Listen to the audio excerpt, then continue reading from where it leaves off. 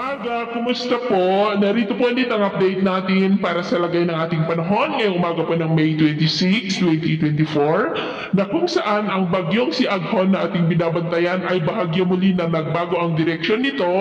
habang nasa vicinity na po ngayon ng baybayin sa pagitan ng Marinduque at Lucena at maghapon ngayon na magpaikot-ikot dyan sa may Calabarzon. Bukas po na madaling araw, posible na nasa vicinity na po ng Polillo Island at maghapon bukas na babaybayin nito ang silangang baybayin ng Luzon, palayo na po dito sa ating kalupaan. At next week, posibleng patungo na po tayo sa transition period ng habagat season.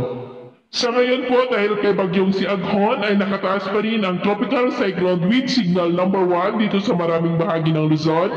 Mula po dyan sa may Quirino, sa may Madela, Nagtipunan, maging po sa Nueva Vizcaya, sa may Alfonso Castañeda, Nueva Ecija, sa may General Tino, Gabaldon, Bungabon, Pantabangan, Rizal, General Mamerto Natividad, Laur, Palayan City, Peñaranda, San Leonardo City of Gapan, Cabanatuan City, Santa Rosa, San Isidro, Cabiao, San Antonio, Jaen, maging po sa may Pampanga, sa may Candaba, San Luis, San Simon, Apalit, Santa Ana at Arayat, maging po sa may Bulacan, Aurora, Metro Manila, Cavite, sa may Mendez, General Mariano Alvarez, Novelete, Silang, City of Dasmariñas, City of General Trias, Amadeo, Carmona, Kawit, Rosario, Tanza, Alfonso, Tagaytay City, Bacoor City, Trece Marites City, Imos City, Indang, maging po sa may Laguna, Rizal, Batangas, sa may Lobo, Taysan, Rosario,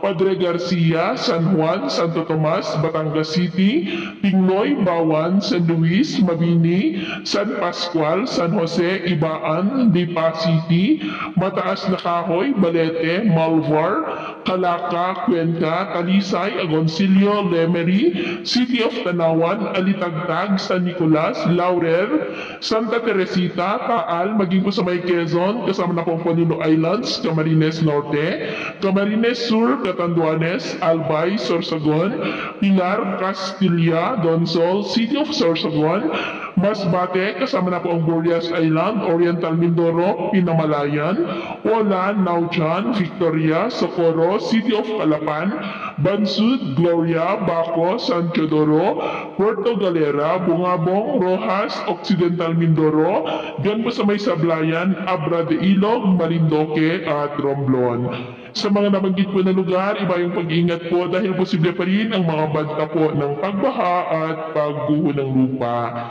At sa atin naman pong mga baybayin, iwasan po muna natin ang papalakot, lalo na po sa mga baybayin ng Southern Luzon, lalo na dyan sa silangang baybayin dahil ang mga alon ay posibleng aabot hanggang po sa 1.5 to 2.